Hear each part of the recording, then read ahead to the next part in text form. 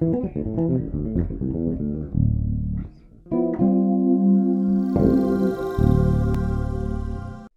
this is Joe Hubbard, and first of all, I'd like to really thank you for buying this book.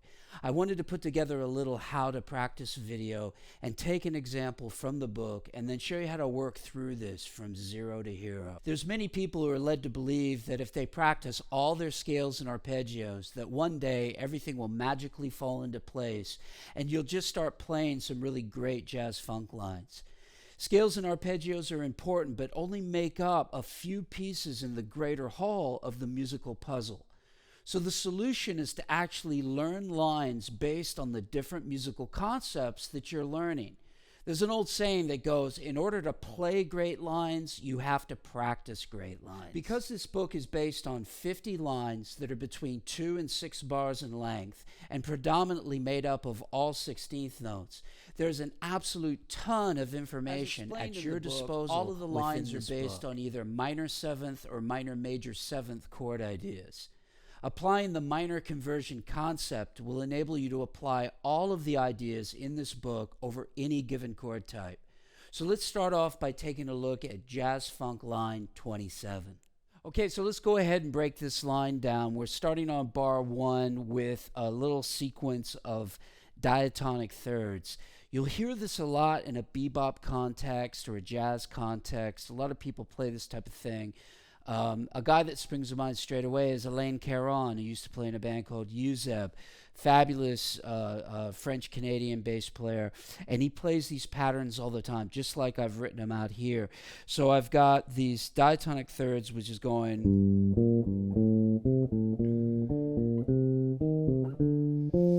And I go all the way up there to the 9.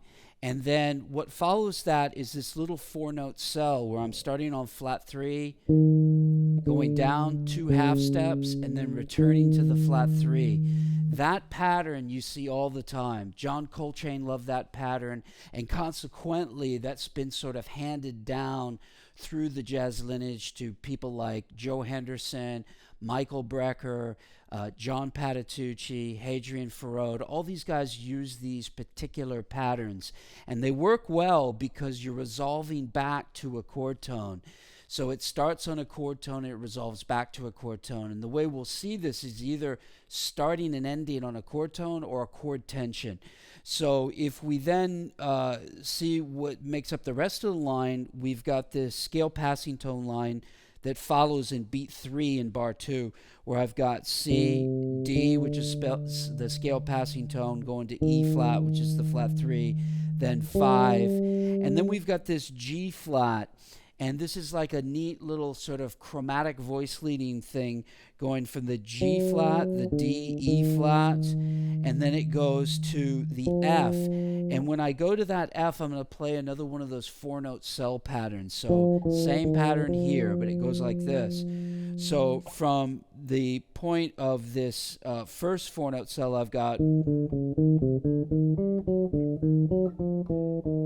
So it follows up by playing this scale pattern where I go the 9, the flat 3, scale passing tone down to the root, then back up to the 9, then to the root, then to the flat 7, and then a chromatic below, and then I'm going to arpeggiate an A diminished chord over this. Okay, and what happens is that even though it's an A diminished, that G flat is sort of an approach note from above going into the same 4-note cell, which is starting and ending on the F, then resolving back to the root of the chord. So if I put that together, I've got this.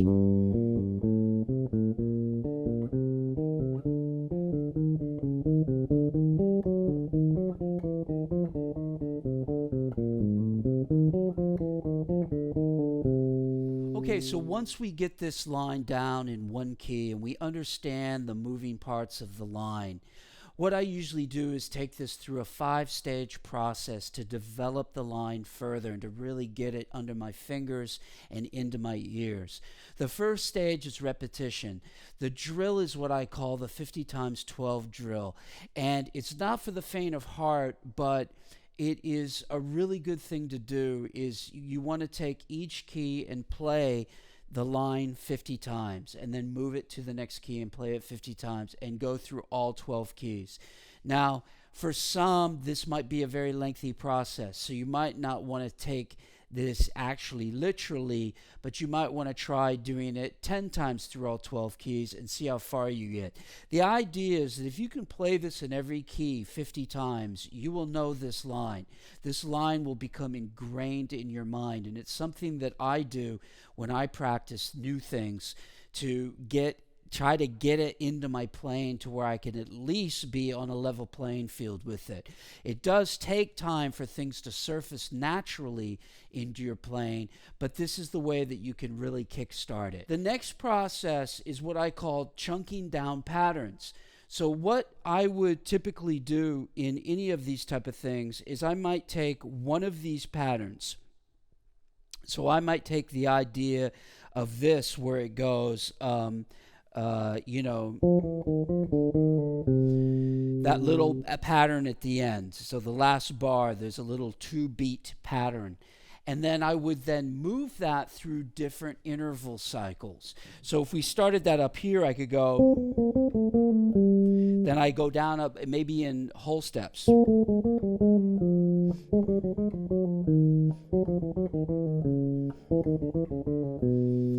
Maybe half steps, maybe minor thirds. The idea is that you're just getting used to chunking down in some of the actual smaller moving parts of the line, and you can make these things go a long way, as I'll show you. Okay, so the third phase is playing these lines over static chords. Now, from the minor line superimposition chart in this book, you can clearly see that we can superimpose these minor ideas over all the different chord qualities. So what you want to do is you want to sort of figure out how that sort of works and get used to that. So let's take an E flat major 7 chord, and we can just use that original idea that we already learned over C minor, but now over E flat major, and you can get some different backing tracks. I'm sure there's some free stuff available on the internet to where you can try that out, or maybe just make your own, and you'll see how effective this really is. And we could just practice over just one extended static chord, or you might want to take one chord moving to another chord. That's another drill I like to do. It's still kind of a static chord drill, but just one moving to another chord and then back to the one moving to another chord.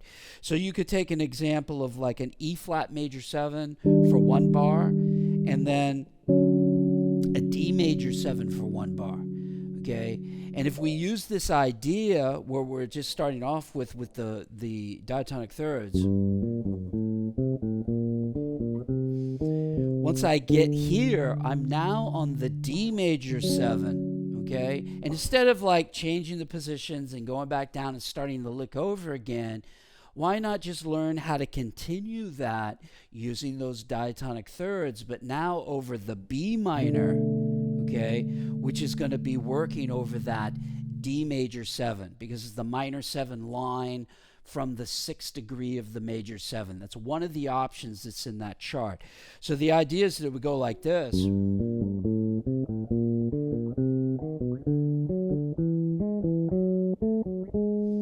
And then when it goes to the next bar back, I'm now back on the E flat, and I resolve to the 5th. And that's a really good drill to get used to how to move through chord changes. The 4th stage is learning to play ideas over tunes or fragments of tunes, which is basically chord sequences. So let's just take a 2-5-1 sequence. And what we're going to do is we're going to take this line that we had where we're going, okay, and I'm going to play that over a 2-5 in F major, okay? So now that's over G minor 7. So I'm starting on the tension 11. I'm resolving to the root. Okay, I've just taken that 2-beat line rather from bar 4 and just move that and transpose that over G minor 7. Okay, now what about the C7? Now, over dominant 7th chords and 2-5-1s, a really good trick is to play something altered over that, because if you look at a 2 and you look at a 1, those are intrinsically inside sounding chords within a 2-5 1 progression. And the 5 chord then serves that sort of pig in the middle, you know what I mean? To where you can get a little bit sort of outside, and then it brings it back. So, and that sort of adheres to that principle of inside, outside, inside.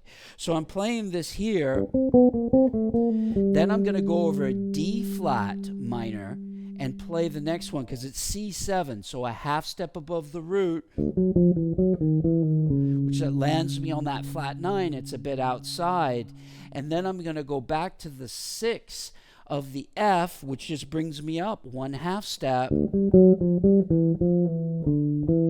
and then I'm going to continue that line up to where that sort of occurred in the previous bar, in bar 3 of our original example. But what I want to get you to see is how I'm just kind of chopping and changing with these things to come up with an array of different ideas, and how far this will actually take me to being able to use this applicably over tunes. Because why are we learning this stuff? We're learning this to play tunes.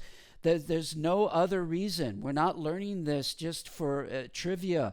We're learning it to actually apply to things that we want to play over. So you need to practice it in that way. So the idea is that, again, I take that line, the 2 over the G minor 7, the 5, which I play over the D flat minor, which is superimposed over the C7. Okay, and then I move it up a half step, and now I'm playing over D minor, which is from the 6th degree of the F major 7.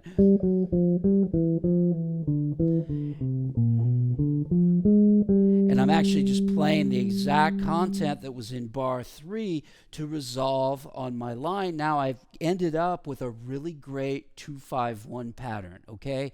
So what I want you to do is make sure that you follow this 4-stage process. Now, there's kind of a 5th stage to it, and that is that you always want to spend quality time backing up what you've practiced by listening to the masters. And I'm talking about like the people like Michael Brecker, Herbie Hancock, Chick Corea, Bob Berg. You can get into the bass players too. I mentioned them in the promo for this book. Guys like Hadrian Farode, John Patitucci, Jeff Berlin, Matt Garrison. They're all amazing players that you should check out. But a lot of these guys are actually getting their vocabulary from people like Brecker, Herbie, Chick, and Bob Berg.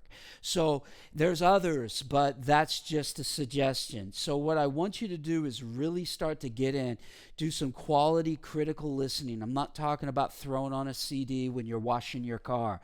I'm talking about sitting in your music room alone and focusing on what you're actually listening to.